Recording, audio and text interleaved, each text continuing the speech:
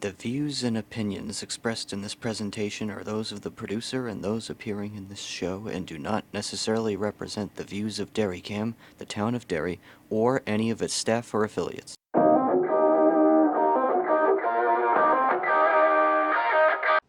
Hi, I'm Anthony Henry. Welcome back to America's Ass, Episode 5. Okay, so our guest today, he's a state rep in Salem and he's part of the new town council in Salem. Please welcome Joe Sweeney. Thank you for having me, Anthony, and thank you to Derry TV. This is exciting to be here. Thank you. So take a moment to tell the audience about yourself. Absolutely. I'm Representative Joe Sweeney. I'd like people just to call me Joe. I'm a state representative, as Anthony said, for the town of Salem. I serve as the House Majority Floor Leader in Concord. And as he also referenced, in March, I was elected to the Board of Selectmen, and we adopted a new town charter in Salem. So we transitioned the town of Salem from a 5-member Board of Selectmen to a 9-member town council. We had the organization meeting on Monday night for the town council, and I was elected vice chair of the first town council in Salem. So those are some of my hats that I wear. Exciting. Yeah. Yeah, I watched that meeting. Pretty interesting.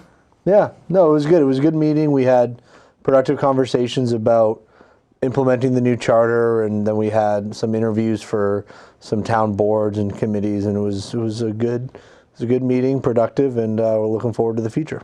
Yeah, so am I.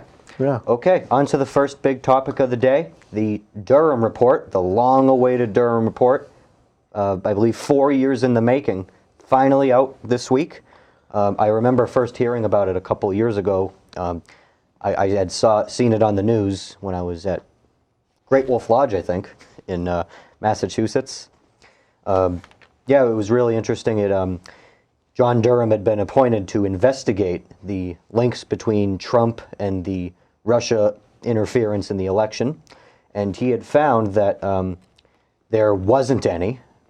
He concluded that the FBI should not have launched an investigation into Trump's collusion with Russia, because it didn't happen. The FBI had used, quote, raw, unanalyzed, and uncorroborated intelligence to do that investigation. But there were no new criminal charges in the case.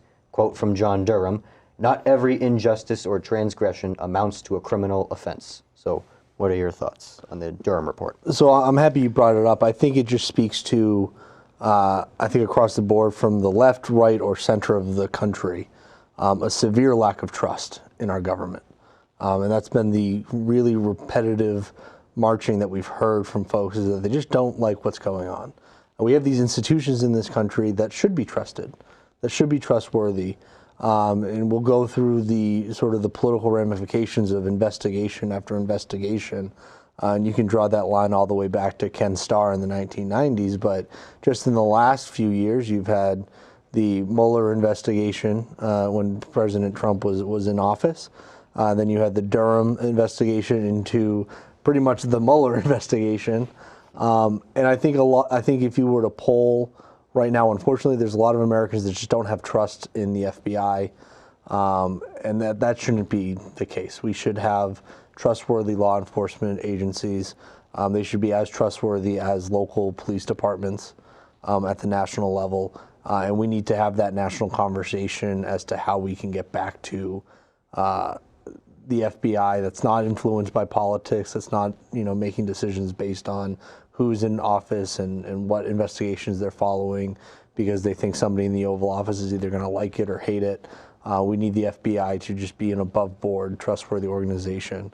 The men and women who work at the FBI are wonderful patriots, and they've signed up to serve our country as agents of the Federal Bureau of Investigation.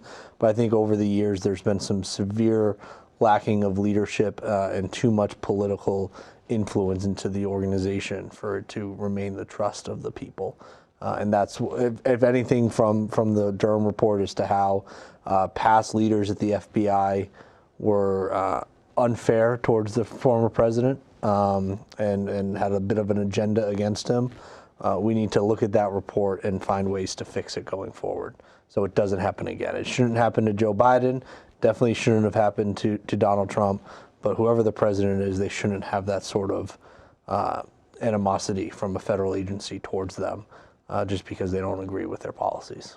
Yeah, for sure. And one thing that people may remember from, hard to remember when it was, when Trump got raided by the FBI.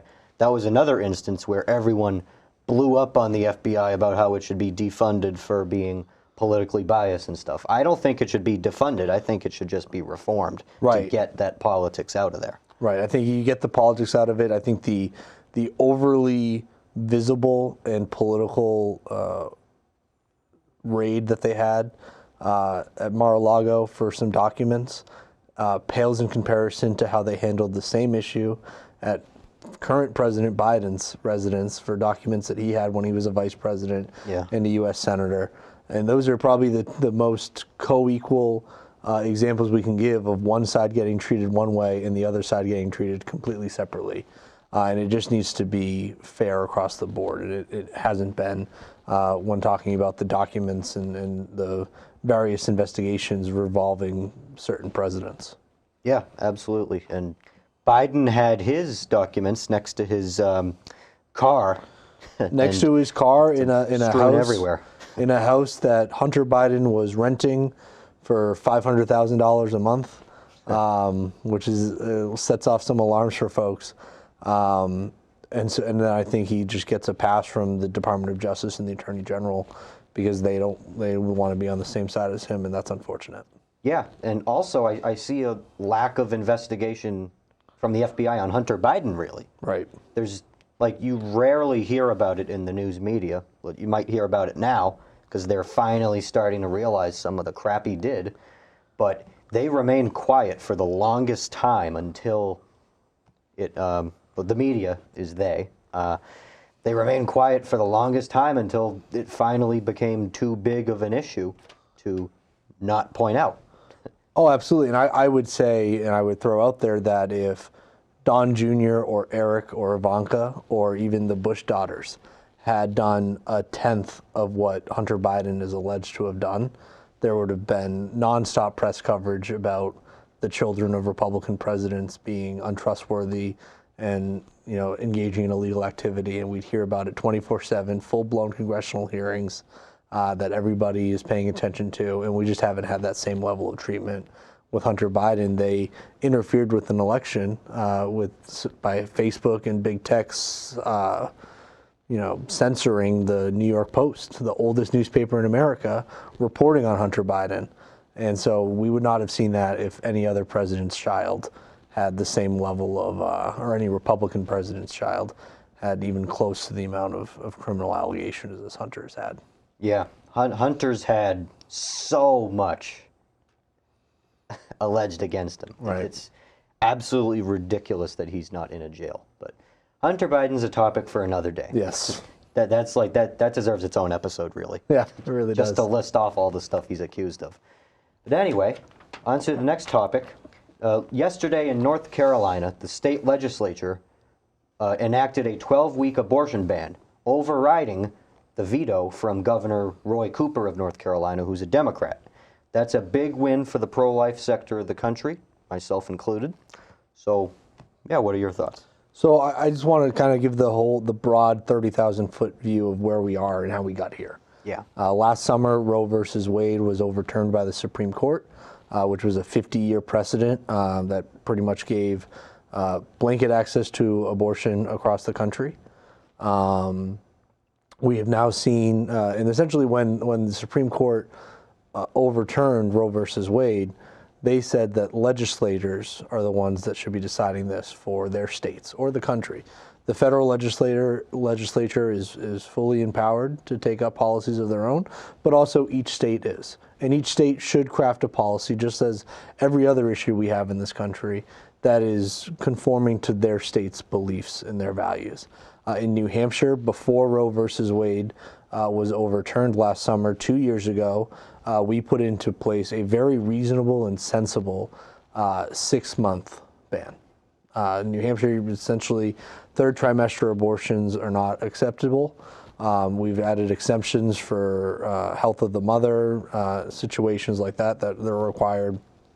But New Hampshire still has access to abortion for those that are seeking it, but a protection against late-term and partial birth abortions, which I think is important.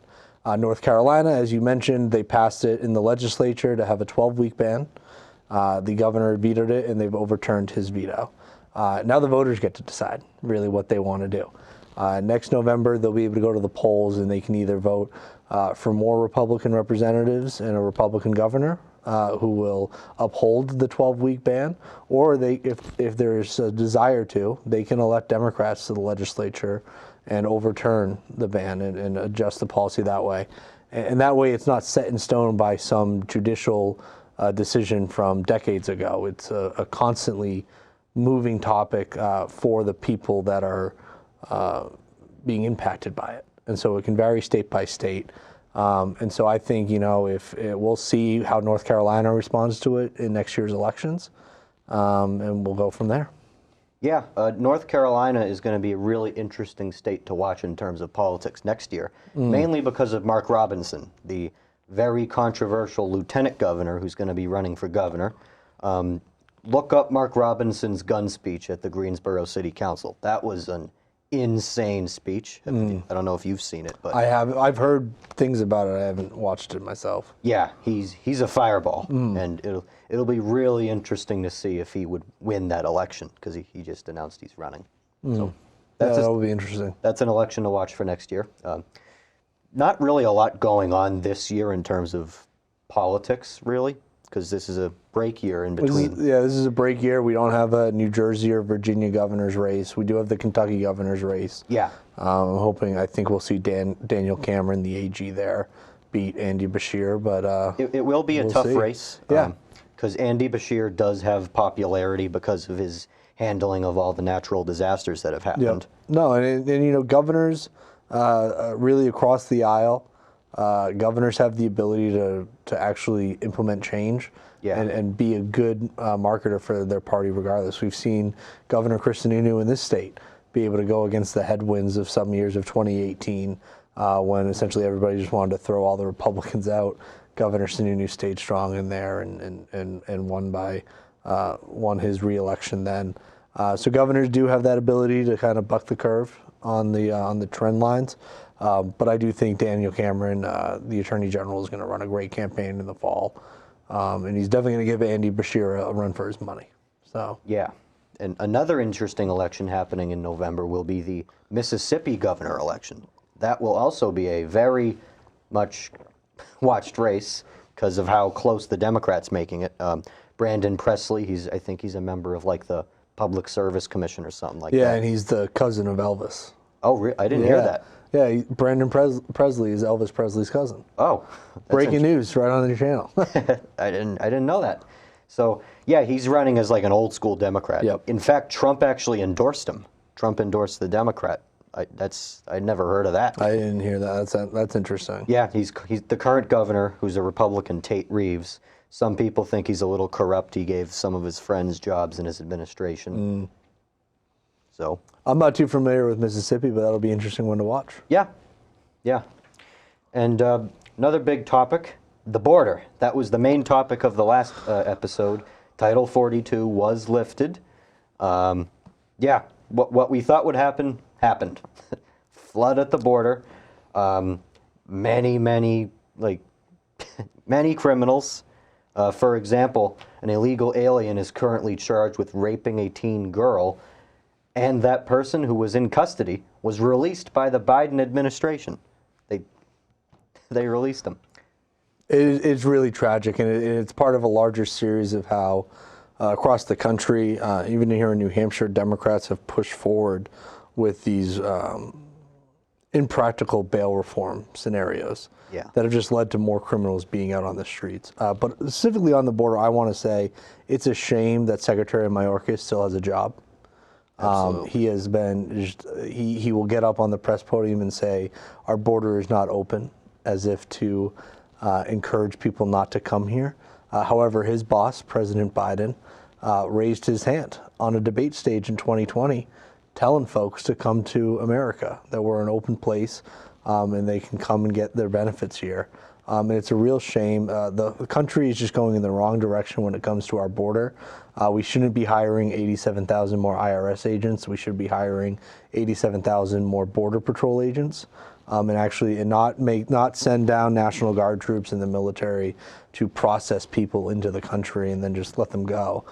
We need to have a hard, solid border. We need to, a lot of people have talked about building the wall and finishing the wall. We actually have to get it done.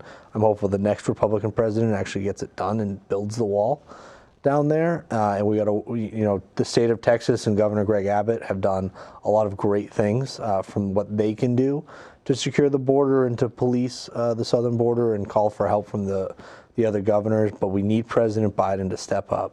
He appointed 2 years ago Kamala Harris, the vice president, to be the border czar, and she's done nothing to secure the border. She's done nothing to direct any new initiatives, they've just wanted to ignore it and pray that people don't think about it when they vote.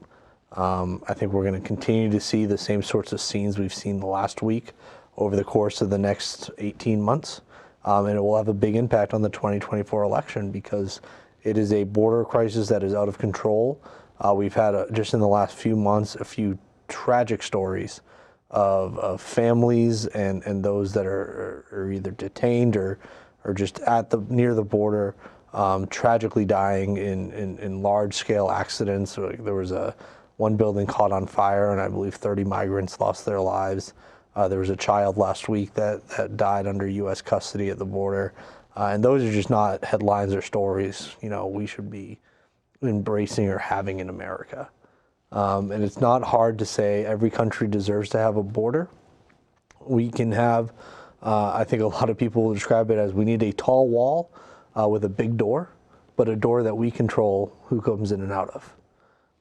And I think that's the best case scenario for the country because and it's not as much as keeping the people out.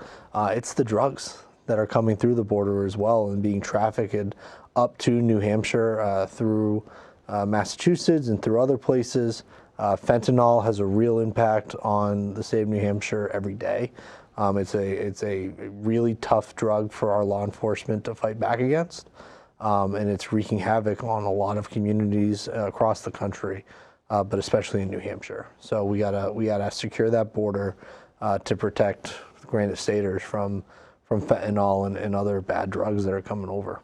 Yeah, very well said. New Hampshire has a huge opioid crisis. We have for a long time, and I really don't know why Senators Hassan and Shaheen and Congressman Pappas and Congresswoman Custer, I don't know why they're not advocating for it to be closed, the border. That's where a lot of the drugs are coming from. It's disappointing, and especially in the last few years when you've had such a close Senate that's been around 50-50. Currently it's at 51-49. Senator Hassan and Jeanne Shaheen's votes have mattered more greatly than they would have if there were 60 Democrats, right? Yeah. They'd be able to, buck their party and not face repercussions for it. And the same, when Nancy Pelosi was Speaker for the first 2 years of Joe Biden's presidency, they only had a 5 or 6 vote majority in the House of Representatives on the Democrat side. Ann Custer and Chris Pappas could have put together good coalitions of people from both sides of the aisle to say, we're not going to do anything unless we get what is right for our states in. We've seen it with First in the Nation, the Democratic Party. They're not utilizing leverage of their votes. They're not utilizing their positions to get the most out of what New Hampshire is. They came back here in 2021 and 2022 with President Biden to brag about the federal money that they were getting for New Hampshire. When you do it on a per capita basis, we were 51 out of all the states. Washington, D.C. was getting more money than us per person out of all the federal spending. That's pathetic. That's weak leadership from our federal Democrats. And they come here and they brag about what they've secured for us. And we are just so behind the curve. Vermont got twice as much as we did.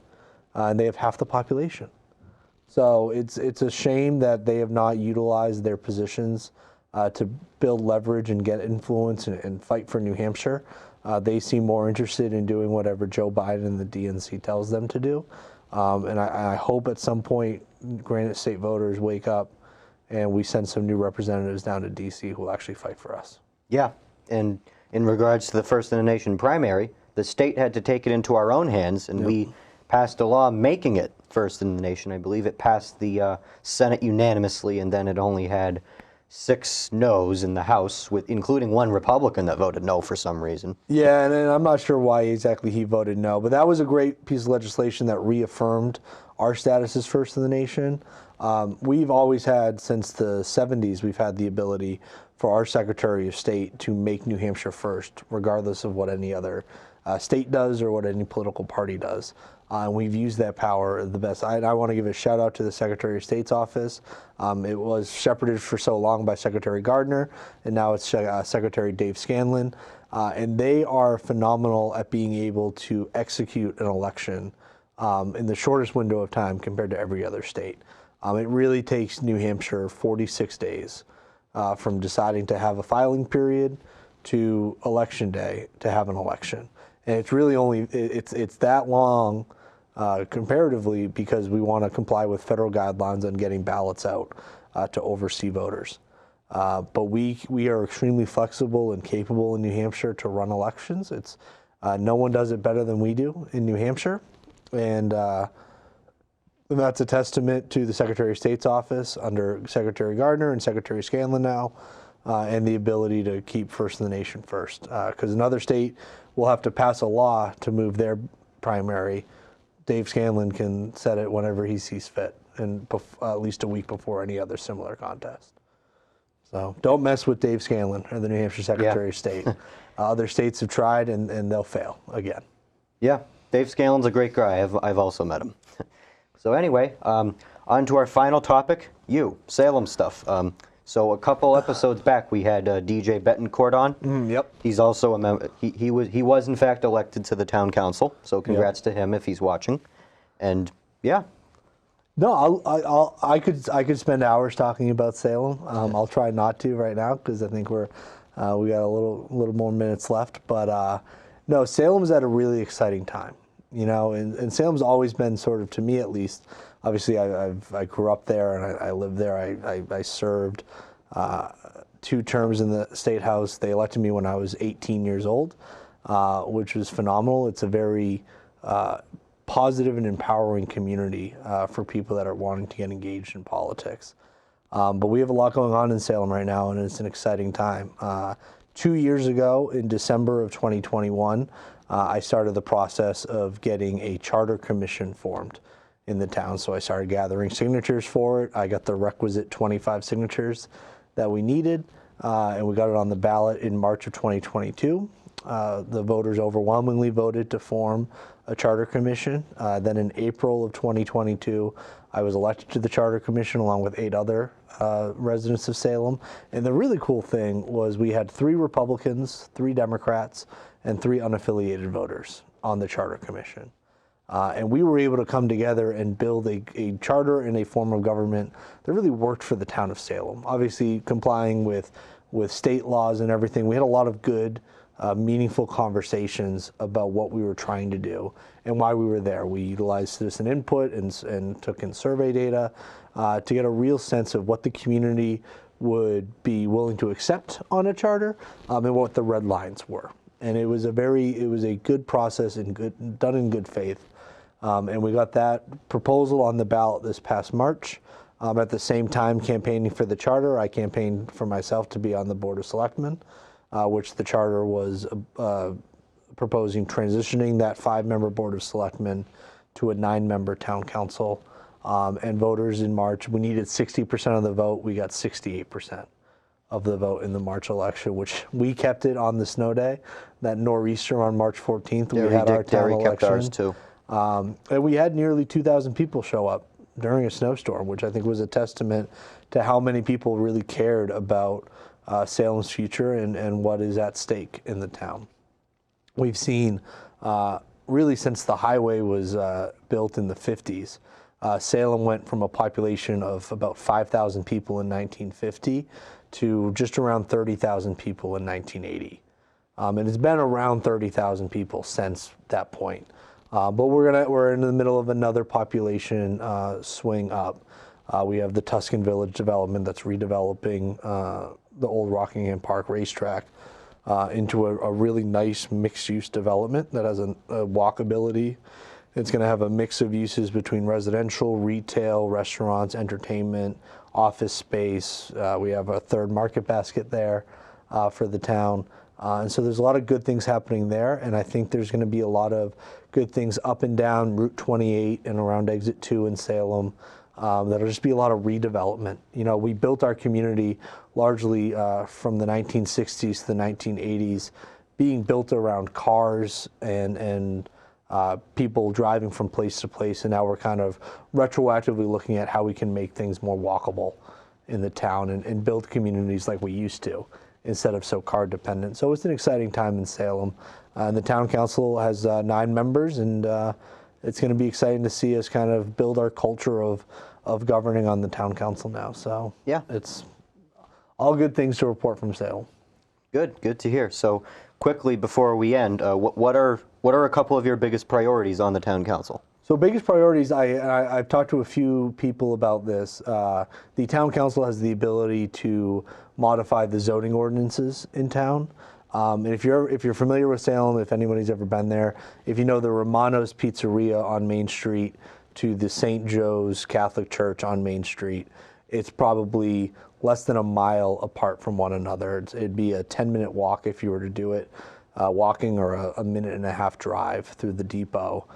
From the Romano's Pizzeria to the St. Joe's Church, St. Joseph's Church, there's 4 different zones you drive through and an overlay district that supersedes the policies of the zoning district below it. And I think stuff like that can be reformed and looked at. I think there's a lot of barriers that have been put into place in town government that are just sort of natural occurrences in town government that we can examine as a community and reduce those barriers. I'd love Salem to be the type of place where if you wanted to, you could set up a business in a day. I think it needs to have that free market entrepreneurial spirit. And from permitting reforms to zoning reforms and everything, we get somebody to be able to really move mountains in a day for their business, I think will be beneficial to all. But I think just having that open line of communication with the residents of Salem and being their voice on the council is probably my biggest priority. Yeah, communication's key in government. When there's no communication, there's no trust. Right. Going back to earlier. Exactly. Okay, so we're just about out of time. You want to give a closing statement? No, thank you to Anthony. This is a great show. I'm happy to be here. Thank you to Derry Public Television. I'm very impressed with your studio. Just thank you all, and be involved. The best thing you can do to make change in your community is to walk into your town hall or come up to the State House and be involved at a hearing. So, yeah, I totally agree. And I've been doing that for about a year now. Been pretty successful at it. Great, as you have. Yeah. Okay, so that's it. See you next See you next time. I'm Anthony Henry. This has been America's Ass. Thank you for watching.